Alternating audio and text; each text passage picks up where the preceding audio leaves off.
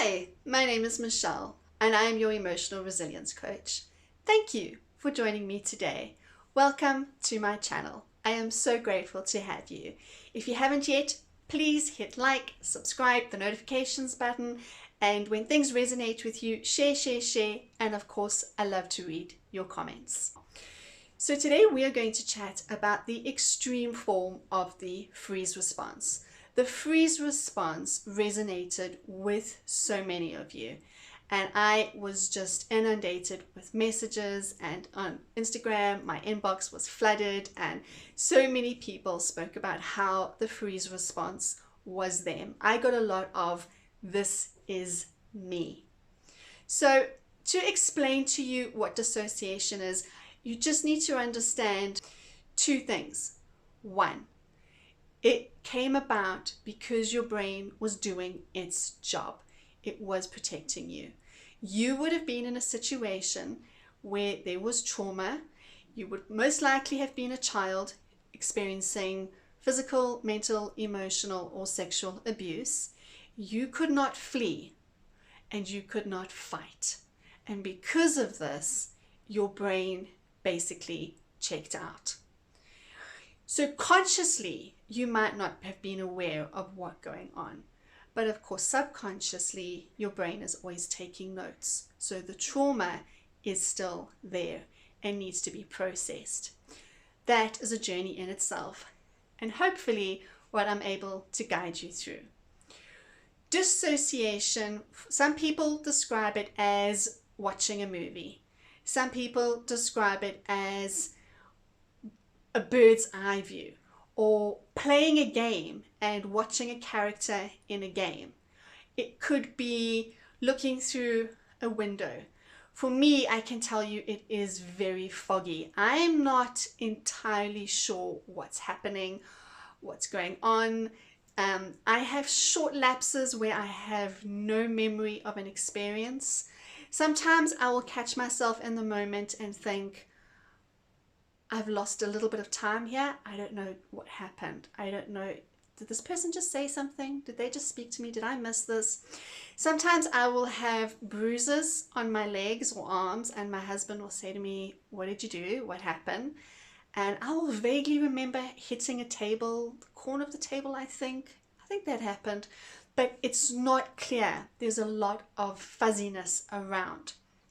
So why this happens is because we've had an emotional flashback. Something would have triggered us.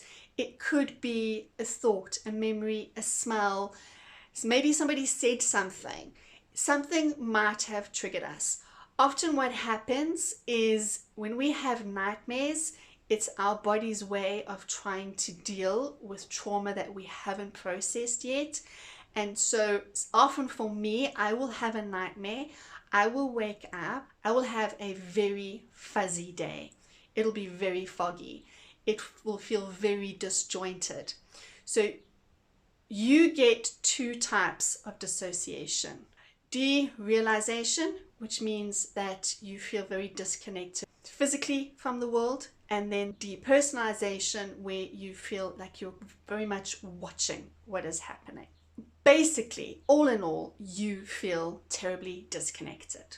You feel like you are watching, but you're not. You're aware, but you're not.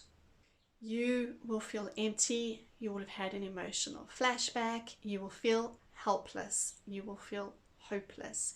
You will feel most likely very overwhelmed just doing small tasks. Just trying to be present and connecting with the people around you might take an extreme amount of effort.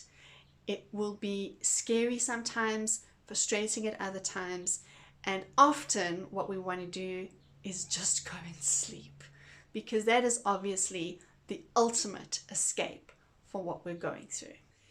Often you won't really know why you are feeling it. You might not be aware of what has triggered you. For me, I know that when I was a child, I was told that if I showed any emotion, I had crocodile tears, it wasn't real, I was just manipulating, I was just looking for attention. So I learned from young to disconnect from my environment and to not show emotion and to not hopefully feel emotion, to numb it out. And so dissociation is also a great technique that we use to numb out those emotions. If you haven't yet, please check out my video called Feel Your Feelings. It goes through teaching you how to re-experience and re-feel those feelings that either they were so overwhelming and terrible that we couldn't feel them in the moment, or it was in our best interest not to feel them in the moment. So please stay tuned. I am going to come with another video where I'm going to share with you techniques that can help you when you are dissociating.